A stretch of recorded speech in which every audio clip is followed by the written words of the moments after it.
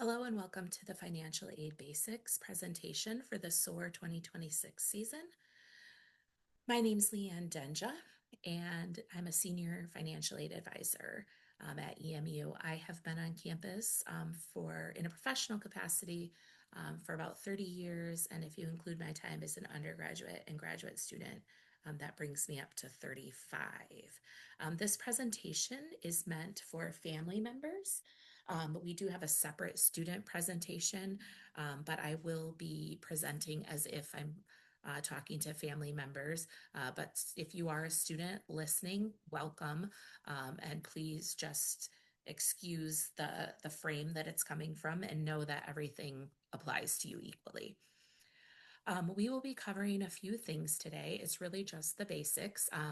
This is a really full presentation with a lot of detail, but it is not possible to provide all the detail that's needed in terms of financial aid. So I will provide some insight on how you can get to the really nitty-gritty details if that's something that you need.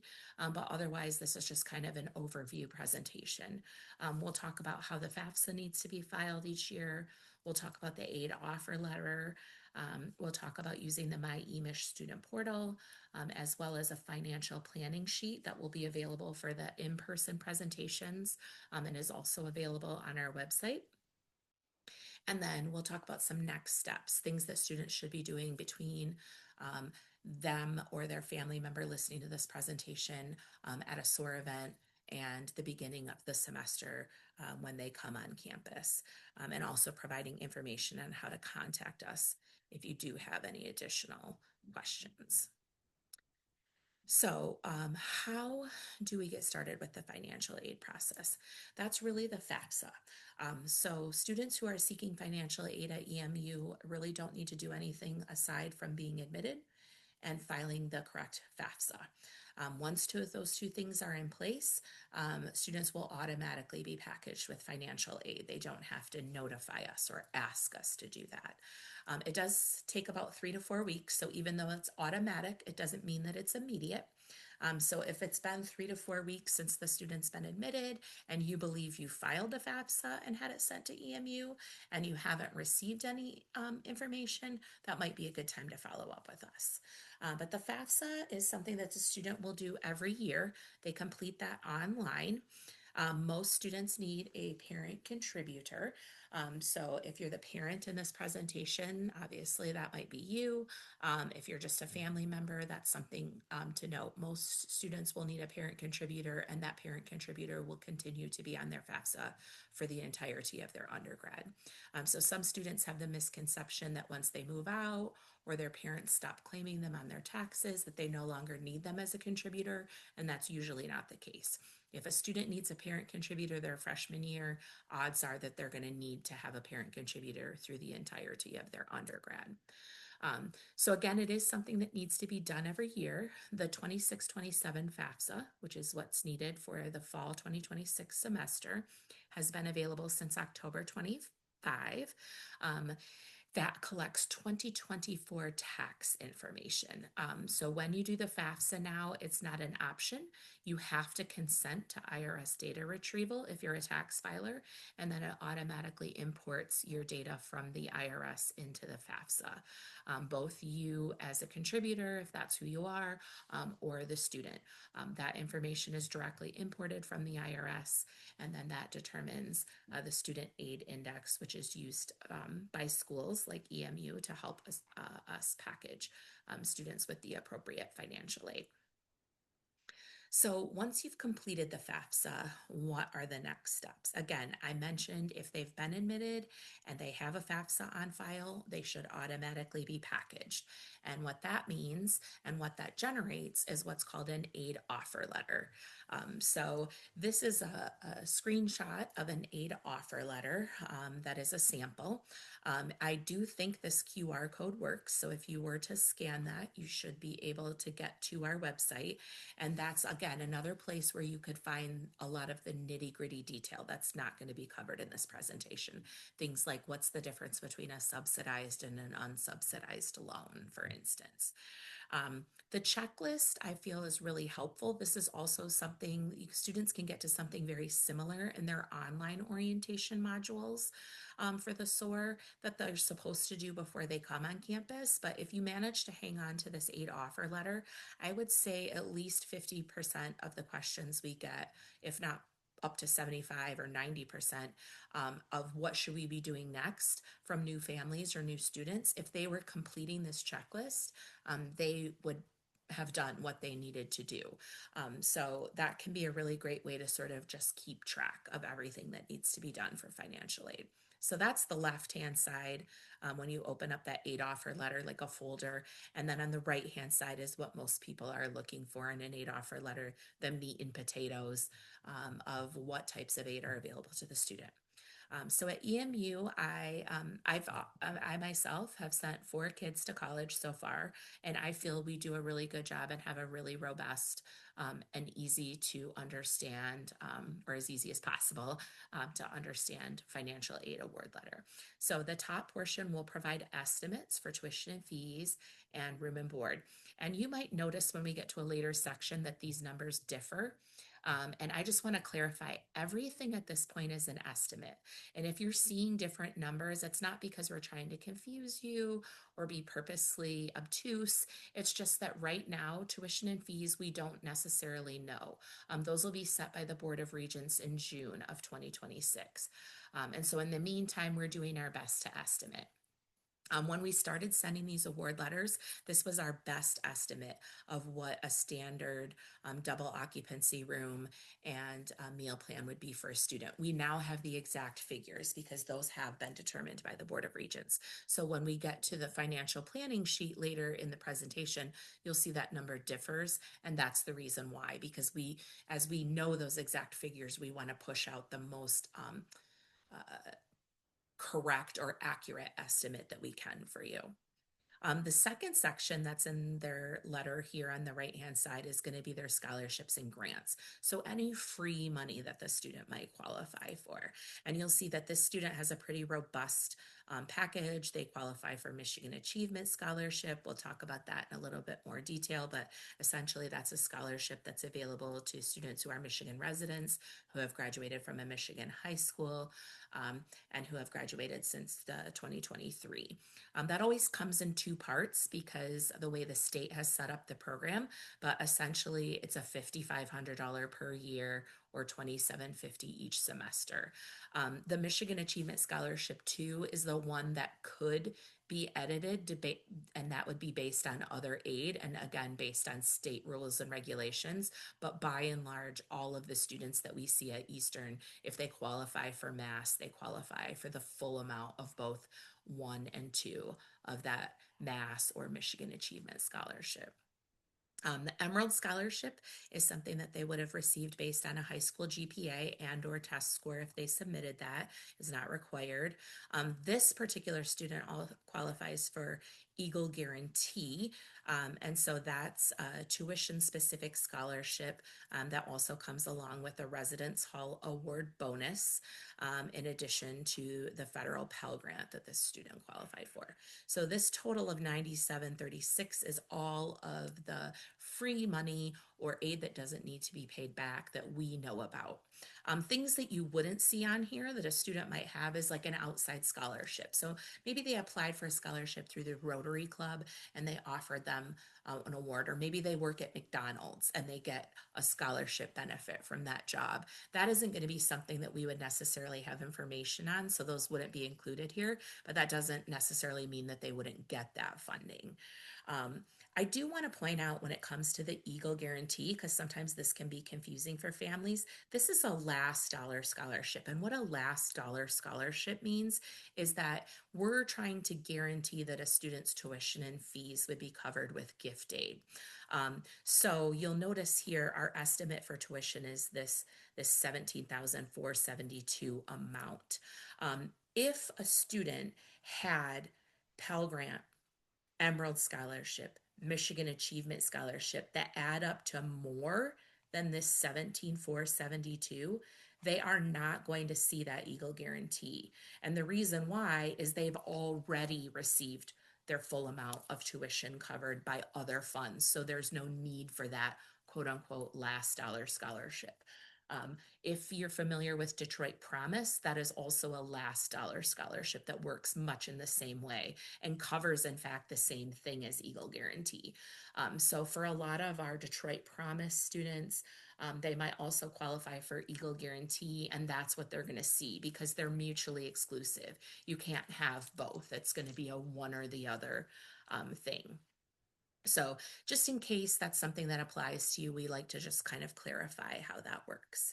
So then we do some math for the student and say, okay, if you were going to live on campus, your tuition and fees, room and board, this is our estimate. This is what you have in gift aid. This is what you still have to figure out.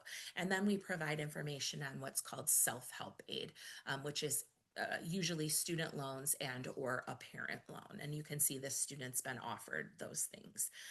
The things that I would like you to know about student loans, again, this is a high level presentation, so we're not getting into too much nitty gritty, but the important thing to know about student loans is that they are limited.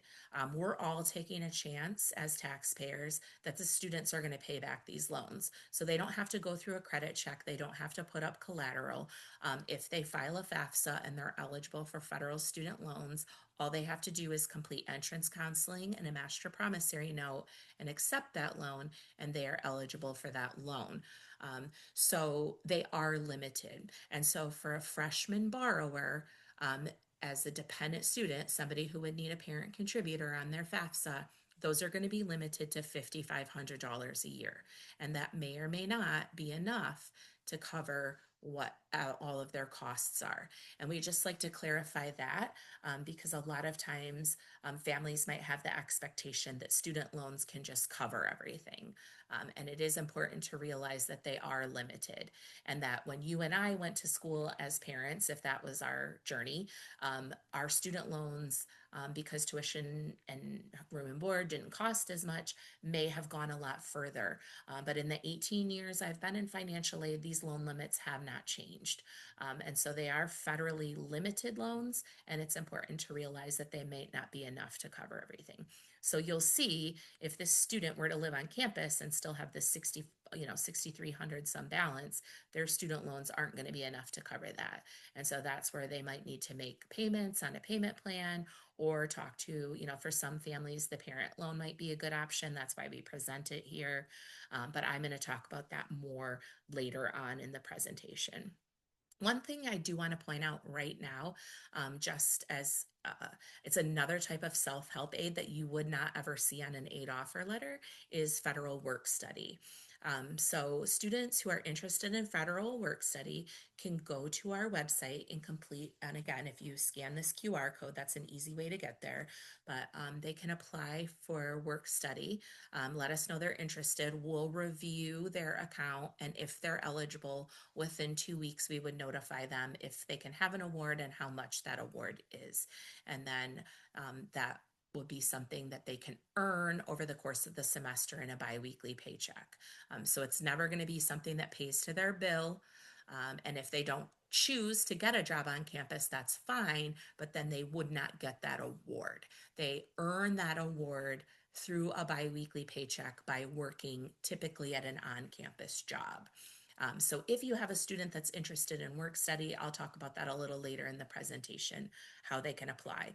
But since that's another type of federal self-help aid that you would never see on an award letter, I just want to mention that at this point.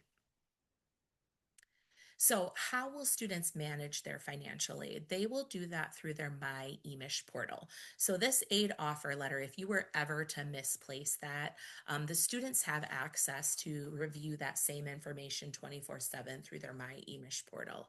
I do want to point out, since this is a family presentation, that that is a student portal. It is not a portal that parents have access to. But just in the interest of you knowing what your student is doing and how they need to do the things they need to do, I like to just kind of prevent you some screenshots so you can see that. So when they go to their My EMISH account, they have these cards, and one of them is the financial aid and bill payment card. And as you would expect, that's how they can manage their financial aid. So if they were to click on this financial aid status, this screen on the left, something similar to it is what's going to open up. And the first thing they're always going to take note of is, am I toggled to the right aid year? And then the first thing they're always going to see circled in red here, whether they want to or not, is what is not done. So in addition to emailing students when we have requirements that they need to submit, anytime they go to their My EMISH account, whether they want to or not, they're going to see what's not done. So I encourage you to have your student log in, just shoulder surf them and say, hey, can you open up your My EMISH account? I just want to make sure you know how to use the portal and that I'm seeing what they showed in the presentation. If they were to click on the aid offer tab, that's where they can see that award offer. So again, if they misplace their award letter or new awards come in and they want to review those, they can go to their portal to see that. When they click on that offer tab, this is the screen that opens up. Again, make sure they're in the right aid year.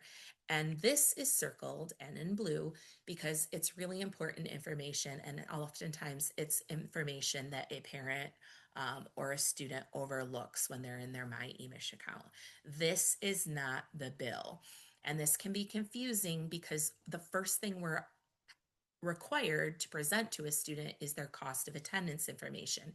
The federal government requires that because that's how we develop their financial aid package. But it can be confusing because it's going to show things like room and board and housing, um, or housing meal plan.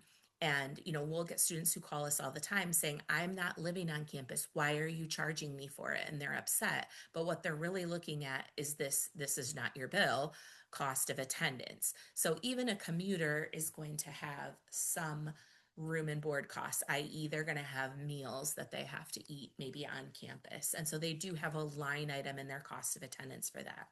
But again, it's not a bill. Billing statements will really be released in July. And anytime a student wants to get to their e-bill, they can just click on that again directly from that same My EMISH portal on this financial aid and bill payment card.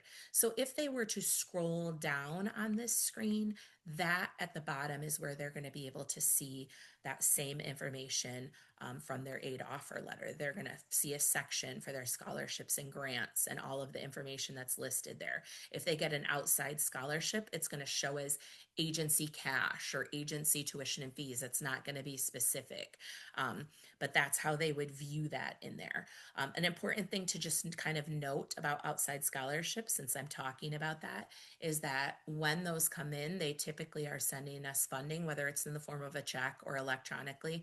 They're sending us funding for a year. So if a student gets an outside scholarship of $1,000, we're going to put 500 on for fall and 500 on for winter, since that's likely coming in for the full year. Now, if a student wanted that full $1,000 in the fall semester, that would just be a matter of emailing or contacting our office to say, hey, I would like you to move all this funding. And as long as the organization doesn't have rules against it, we'll be able to move that funding.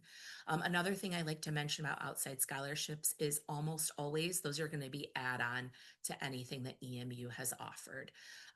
So again, if they're getting an outside scholarship at some institutions, that would be a reduction in institutional aid. And at EMU, our policy is always to add on those scholarships as long as we can.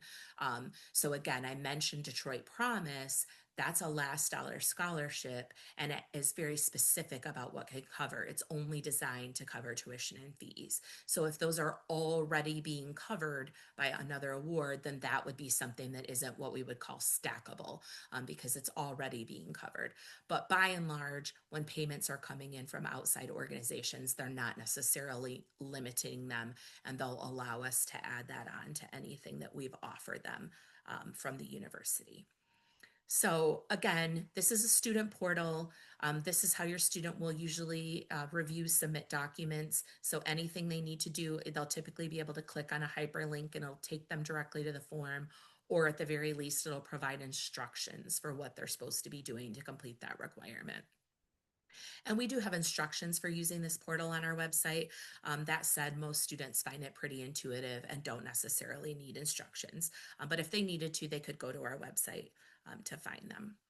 So the big question that most people want answered in a presentation about financial aid is, do I have enough? Is it going to cover everything? And the reality is I can't answer that for a room full of 100 people. I really can't even answer that for a table full of 5 people, because it's such a unique and individual thing. But saying it depends isn't a very satisfactory answer. So we've provided these EMU financial planning guides. These are in the students' SOAR workbooks when they come to their SOAR orientation. They will get a copy of this, and then any family member that attends this presentation in person would also have access to this worksheet. If you're just listening online, you can also look for it, and it will be listed on our website and linked in the orientation portal. But this website, or I'm sorry, website, this form is designed, this planning guide is designed so that if you're trying to figure this out before you get the e-bill statement in July, so that'll be the soonest that those are released, the actual bill. Until that point, everything's an estimate. And these are designed to help a student estimate, will they have enough financial aid to cover everything? So again, I talked about how these numbers might be slightly different. That's essentially because sometimes we're including these fees when we're doing a line item for you. The housing meal plan is a different number because these are the actual rates that a student would be charged for a double occupancy and anytime meal plan, which is what most freshmen would pick. And then just to mention here, again, that's in the aid offer letter and that's here. But if your student's planning on commuting, then obviously they're not going to be charged. You're only going to be charged for housing and a meal plan if you sign up for that. So if that's not something that applies to you, just cross it out. And then, when you're doing your estimates, you don't even have to just like even worry about that line item. Again, you're going to see it as part of the cost of attendance because that is a part of the cost of attendance, even if you are a commuter, but it's not anything you're going to be charged for or see on an EMU bill. So students can add this up. I do add some different fees here and information on if they were to take online classes, what the additional costs are for those, because we don't want anyone blindsided by fees. We're trying to do our best to estimate for you, but we're not trying to like hide anything. We're trying to, it's our belief to be as transparent as possible about costs, and that's why we have this presentation. So if you have a student who's planning to attend full-time, not planning to live on campus, you can expect that probably a minimum bill for them for the fall semester is going to come in around $9,000. Give or take. So that's going to be their tuition and fees and everything that they have to pay. And that's again just for the fall semester. They're going to be billed separately for winter, and that's going to be around the same amount, give or take. This new student fee is something that they'll get one time and their first semester and never see again. But by and large, the other fees, the registration fee is going to be an every semester fee. The Rec IUP fee is going to be an every semester fee. If they take online classes, that's something they'd be charged, depending on if they register for the online classes within a particular term. If a student is planning to live on campus, they can expect a bill of not quite $17,000. And again, that's just for one semester. That's just for the fall semester. So in a really sort of high level way, the question is my financial aid going to cover everything? Well, if you're commuting and you have $18,000 in aid, it probably will. If you don't, then you're probably going to have some out-of-pocket costs. If you're going to be living on campus, do you have $34,000 in aid? If so, then you might have all of your costs covered by financial aid. If not, you're going to be expected to make out-of-pocket payments. And this is something that's important to plan for and have a plan for. And so that's why we provide this planning sheet. So the second section, you can fill this in from either using that information in the My EMISH portal or the aid offer or award letter if you still have that. If a student qualifies for Pell Grant, that can be listed here. If not, you can cross it off and use it for something else. If they have an Emerald or an Eagle Guarantee, that can be added here. If they qualify for Mass, that Michigan Achievement, that can be added in. Are they going to take their student loans? That can be put in here. And then other might be things like the parent loan, which I'll talk about more in the next slide, or again, maybe those outside scholarships that we didn't necessarily know about and put on their aid offer letter, but you have information on. And then the students can add this all up and put this down here, add this all up, put it here, and then do the math. Are my charges more than the aid that I have? If not, what's going to be left to pay? And for a lot of freshmen, quite honestly, there is going to be an amount left to pay, especially if they're thinking that they're just going to utilize their student loans. Or if they're like, no, I don't want to borrow loans, then chances are there's probably going to be some costs. That's not the case for every student, but especially if students are planning to live on campus, we would anticipate them having a remaining balance after their student loans are taken into consideration. And so then what are the options for that remaining balance, assuming there is one? One of the things that we put on that aid offer letter is information on the parent loan. Parent loan, plus loan, these are the same thing. So we're using just different terminology to refer to the same type of loan. Plus is just an acronym that stands for parent loan for undergraduate students. These are limited to $20,000 a year. That's a new regulation that came through with the One Big Beautiful Bill Act. So OB3 says that parents can only borrow up to $20,000. Now, for a lot of our EMU students, you won't see a loan of that amount. But maybe if you have a student who is planning to do aviation or something similar, they might, or in college supports program, and you are hoping to cover that with a parent loan, that might be something that would apply to you. But the parent loan is a loan that even though the student accepts that in their My eMish account, that doesn't make anything happen. So we're not allowing the students to obligate you to a $20,000 loan for a bill that actually belongs to them. So that's an important thing to note. This is the student's bill, but realizing that many families are helping a student go to college, the parent loan is an option. The parent loan for 26-27 won't be available to complete until on or after May 1st. So if this presentation is coming to you before that date, just note that any loan application you would do now is not for the right aid year and will have to be redone.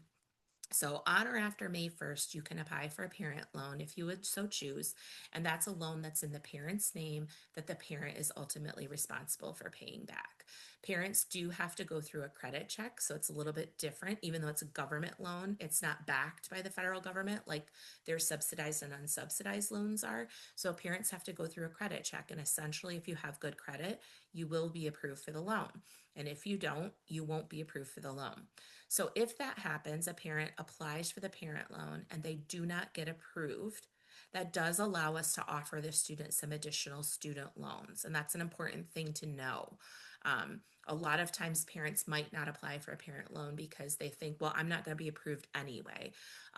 But what they don't realize is if they applied for that loan and then got denied, that does allow us to help the student with some additional federal student loan funding. But we can only do that when a parent applies and is denied.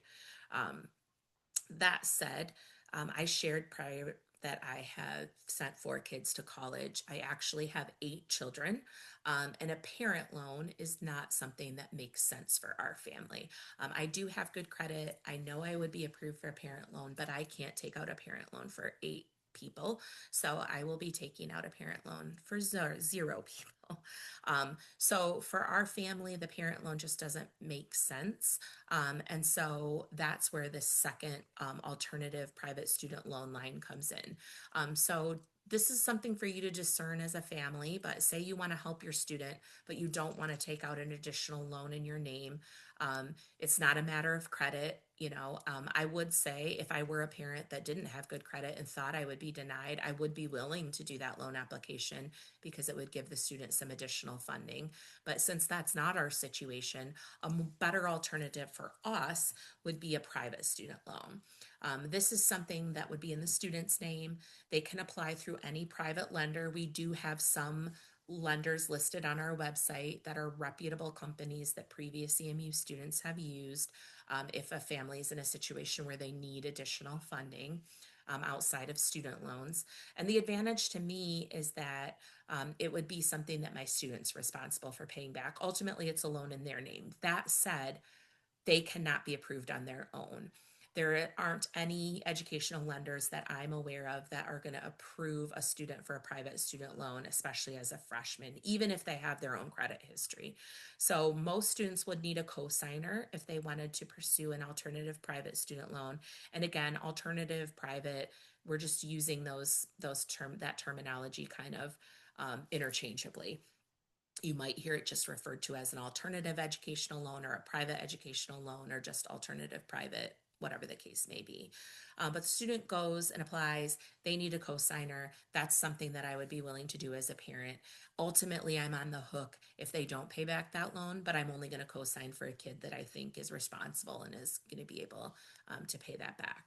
So that would be a better fit for our family. And again, that's up for you to determine and discern as you kind of look towards if there's a remaining balance, how much is it, what makes sense for you. The other option that you have is to just pay the full lump sum. So maybe you have a student who's going to be commuting and they qualify for that Eagle guarantee. And so, really, everything, their tuition might be covered. They don't have room and board charges. So, the only thing they might have to worry about is like this $280 in new student fees, Rec IM fees, or maybe they take one online class. So, maybe they have like a $500 bill and their scholarship and their grants are paying everything else. And they don't want to take out a loan, so they could just pay that off in a full lump sum when the bills are due in September. So that's one option. If that full lump sum isn't an option, families, students do have the option to do a payment plan, and I'll show you how they sign up for that in a moment. But payment plans come in three options. Students sign up for them through their e-bill, or an authorized user can as well. I'll talk about that in a minute. But one option is the fee-free 5 payment plan. So if you have a student who is enrolled before the month of July and they get that billing statement in July, they have the option to enter into a fee-free 5 payment plan. So say they had $5,000 left to pay on their fall bill, it would take that payment and split it into 5 equal payments of $1,000 due in July, August, September, and then usually there's sometimes 2 payments due in October. And the entire bill then is paid off by November, which is when it's time to register for the new semester. An important thing to note here is that these payment plans always end so that the payments are made in full for fall semester before a student can register for winter. Because if a student has a $500 or more balance on their account, they will be unable to register for winter semester. So it's really important to know that the payment plan is set up and designed to end before registration for the next semester starts. And if that doesn't happen and an e-bill is still due for $500 or more, the student's going to be prevented from being able to register and move forward. Say you have a student who didn't get registered until August. They still have a payment plan option. Just at that point, it's no longer fee free and it's a 4 payment plan option. So they have the option to split that bill into 4 equal payments. And then, of course, the first one would be due in August, and then September, and then the other 2 payment dates. The final option is a payment plan that starts when that billing due date is. So the billing due date for fall is going to be September 10th. Maybe we have that student who had that $500 bill and they're like, oh, I'll just pay that in September. But then September rolls around and they realize, oh, I had to pay for a parking pass. I had to pay for my books. I don't really have $500 anymore. They could still have the option to do a 3 payment plan and split that bill up into 3 equal payments. So there are multiple payment plan options, and we just want you to be aware of what those are. Usually, if a student is doing a parent loan or a private loan, they're not also doing a payment plan, but it is possible to have all of these things sort of come into play. So usually if a parent is taking out a parent loan or a student's taking out a private loan, they're taking out enough to cover the full remaining balance, and a payment plan is a moot point. Um, but if they don't have enough, it is possible to have one or the other of those loans and still enter a payment plan. You can opt in for automatic scheduled payments. A student or a parent, if they're an authorized user, would do that through the e-bill. So I just want to kind of show you what that looks like. Now, the e-bill system, if we go back to that My eMish portal screen, that there was a link there where a student could click on their e-bill. That's how they can get to their e-bill. But while the eMish system doesn't have parent or other user access, the e-bill does. So one of the things I want to point out to you here is this authorized user tab. When your student logs into their e-bill, they can go to this authorized user tab, click on it, add the email of someone they would like to have access to their bill, and then that person will not only get billing statements when the student gets them, but they will also be able to go in and make payments on the student's behalf to their e-bill. So I don't happen to make payments for my own students, but I always have them sign me up as an authorized user. Because for most students, this is the first bill that they're paying. And it's not a small bill. It's $9,000 or $17,000. And that's the first bill they're ever responsible for. So having an authorized user can be a great way for a person who's helping them manage this be able to see, even if you're not going to be making a payment, to get the same things that they're getting and to help them and make sure that they're managing their e-bill correctly. If a student or an authorized user wants to set up for a payment plan, this is where they do that. So you don't call our office and request that. You just go into the e-bill system, select the payment plan. It'll tell you what you owe and when it's due, and then you make that first payment to get in the payment plan. So that's an important thing to know. You do have to make that payment to get in a payment plan. So, if you're going to do the fee-free 5 payment plan, you can get in there anytime before July 23rd, sign up for the payment plan, make that first payment, and then the student is entered into that plan. This is what the e-bill system will look like. It's just going to give you a snapshot. So if you want to see an itemized statement, for instance, you can click down here to see those. And you'll also get sent those if you're an authorized user along with the student. But this is where they can see the bottom line numbers. So this is a very small bill, probably a bill your student will not see unless they're part-time. But this student has a $5,000 bill.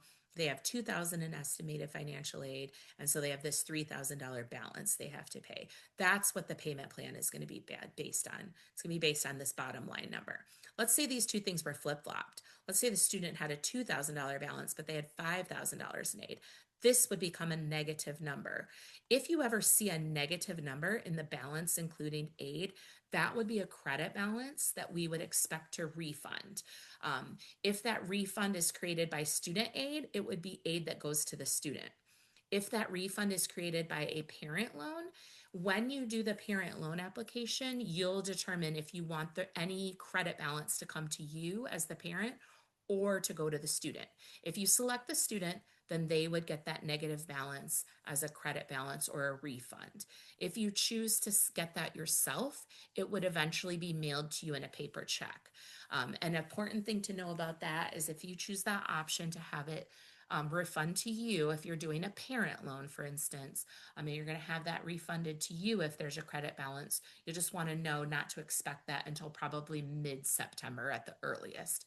It could come later depending on when you actually apply for the parent loan, but I would say the earliest you might expect to receive that kind of refund would be probably mid-September. So that's kind of what the e-bill system looks like. This is what it looks like as a student interface. And then also if you become an authorized user, it's going to have the same interface and you can expect it to look just about like this. So I mentioned that there's going to be some additional next steps, and that's the final or second to last thing that we're going to talk about in this presentation. And these are things to make sure that your student is doing. Again, these are covered in the optional student presentation. They are also covered in the required online modules for SOAR orientation. But just to reiterate them to you because it's important, so we want to make sure everyone has the information. If your student is here for SOAR today, they are going to very quickly be protected by this federal law called Family Education Rights and Privacy Act. That's what FERPA stands for. So your students in their SOAR workbooks have a QR code that they can scan, or they can also get to this form multiple ways on EMU's website.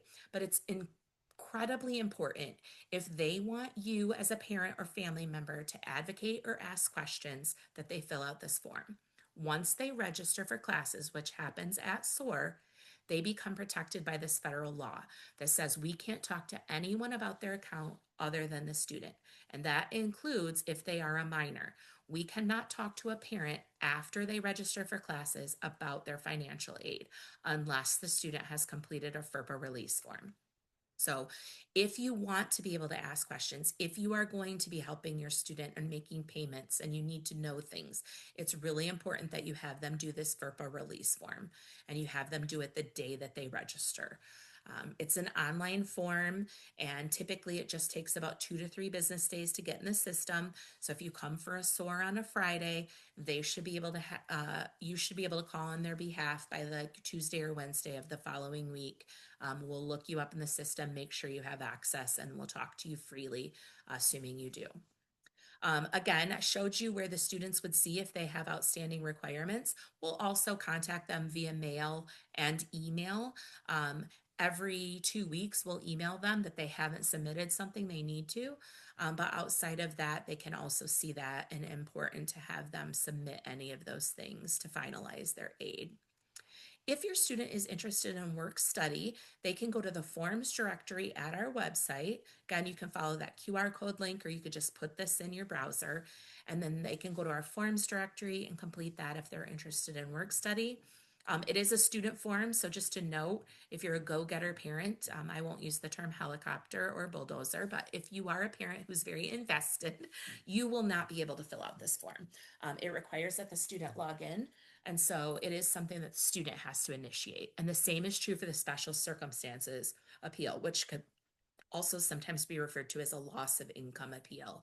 That is an appeal because the FAFSA is based on information from a tax year that was 2 years ago, and we recognize that situations may have changed. Someone may have lost a job. There may have been a separation of parents. There may be child support that has stopped. If that's the case, you can have your student initiate a special circumstances appeal. When they do this form on our forms directory, they have to start it. And then when they get done, as part of their form, they'll be required to provide a parent email, and then the form goes to you as the parent, and then you get a link in an email that you can upload your own documentation. If you are doing a special circumstances appeal, it's really important that you provide all of the information that we request. If you don't, you're either going to get a delayed decision or potentially a denial, because if we don't have everything that we're asking for, it isn't going to be something that we can make changes based on. If your student has an offer of MAS, or if you believe they're eligible for MAS, it's really important that the student go to the MISIG portal. That's the state of Michigan. It stands for Michigan State Scholarships and Grants. They go to that portal and make sure that EMU shows us their school of choice. The easiest way to get there, honestly, is if they just Google MISSG, or whatever web browser they use. They put this in. The first hit they should get is the actual state portal, and then they can create an account. Super easy to do, and make sure that EMU shows us their school of choice. We put Michigan Achievement Scholarship, both 1 and 2, on an offer status, and the student can accept it or do anything in their MyEMISH portal. Once they have updated the state portal, this MISIG portal, we'll then get their information from the state on a roster, and then we'll change those offers to awards as quickly as we can, as we get access to that state portal to do so. Your students should have taken their picture today. If you're listening to this on a SOAR day, if not, when they come to SOAR, they will get their picture taken, and that will start the process of their Eagle One card. It's really important that students activate this when it comes in the mail, or it might be held at the Student Center at Service EMU for them to pick up. Either way, when they get it, they have to go online and activate it, and part of that activation process will be choosing a refund or payroll preference. If they ever have a job on campus, whether that's work study or regular student employment, that's how they're going to get their paycheck for that job direct deposited. And if they ever have a credit balance that's supposed to go to them as the student, is again opposed to that check being mailed to you if it's a parent loan refund, um, they need to have that in the system. That's how they activate it and indicate to us where they want that money to go. So they have two choices. They can open up an account with Bank Mobile, and then they would have that separate bank account where that would go, or they can put in the routing and account number of a checking account that or a savings account that already exists, and then that's where any payroll, if they get a job on campus, would be deposited, or if they ever had a credit balance from financial aid. I encourage your students, again, if it's not July yet, have them log into their e-bill now. They have a $0 bill, which is great to see. And then they can set you up as an authorized user so that when they get that first billing statement, you do too. So there are going to be no paper bills mailed to the parent of. This is the student's bill. It's their responsibility, and it's only going to go to an authorized user if they've done that in the e-bill system. So that's really important to just know. And then the final thing that we like to make sure that students are doing is that they get their final high school transcript as soon as they graduate, sent to EMU with their graduation date. This is really critical. It's actually the final step in the admissions process, and the transcripts actually go to admissions, but we talk about it in financial aid because it has such an impact on their financial aid. If you ever open up an e-bill and see $0 in this estimated financial aid, and you were expecting that the student had financial aid, that's a pretty good indication that they don't have their final high school transcript on file. So that graduation date has to be on the final high school transcript, so they can't do this proactively. But once they graduate, they need to make sure that that's on file, and then they will we'll update that in our system, and then that allows us to pay aid. It shows that they actually graduated and that they're eligible to receive that aid. So really important that they do that. Some students will be able to order it themselves through Parchment. Otherwise, they're just really communicating with their high school guidance counseling office. And most high schools are fully aware of this requirement, and we'll make sure that we get that information in a timely way, directly through from to admissions. It isn't something that you can turn in because it has to be official. So it goes directly from the school to the admissions office. This is our final slide before we get to questions. And obviously, if you're listening to this online, you're not going to have the ability to get questions answered immediately, but here's how you can contact us if you have them. If there was either something in this presentation that you need more information on or something that you were hoping I was going to cover that I didn't, this is how students and family members can contact us. So important thing to know is that students don't get assigned a financial aid advisor. It's not like if they have last names A through D, they have to talk to me. Students can get walk-in advising anytime during business hours at Service EMU. They don't have to make an appointment. We actually don't make appointments. By and large, students can just walk in anytime, Monday through Thursday, 8 to 5, or on Fridays, 9 to 5, and get their questions answered in person at Service EMU. They are located in the Student Center. If you park in the pay lot, it's the door that you would come in. They are across from the eSports Suite and on the back side of the Grab and Go convenience store that's located in the Student Center. They will have some hours on Saturdays, but those are only on SOAR dates. And so really it's best if a student or you as the parent with a FERPA release or a family member with a FERPA release want to talk to someone in person, that you plan to go during business hours, which would be that Monday through Friday. Service CMU is the representation of 3 different offices. So if students, it's basically a one-stop shop for students. So they don't, since they don't necessarily know where they might need to go, or they might have to talk to a different office after they do something with one office, we've created this one-stop shop to really streamline the process for students. And they represent our office, the Office of Financial Aid, as well as the billing office or student business services, as well as the registrar or records and registration. But that said, if in-person isn't the best means of communication for you, you also have the option, obviously, to call or email any of these offices individually to have questions answered.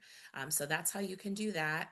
And then also you have the option of following our office, the Office of Financial Aid, through any of our social media platforms. We have an Instagram presence a Facebook presence, and an X presence.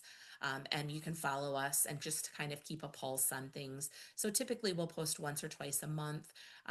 Usually it's things like, hey, the FAFSA is available for the next school year. Or if you're planning to come in summer, you need to fill out a summer aid application. Don't forget, because that's a separate step that's required for summer students that plan to attend in summer. We only package automatically for fall, winter.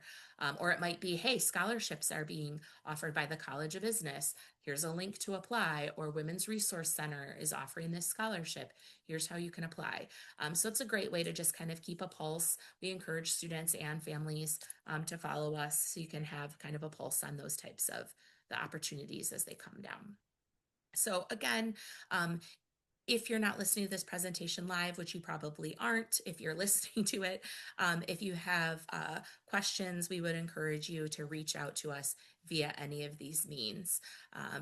Otherwise, thanks so much for your patience, and congratulations on your student being a new Eagle.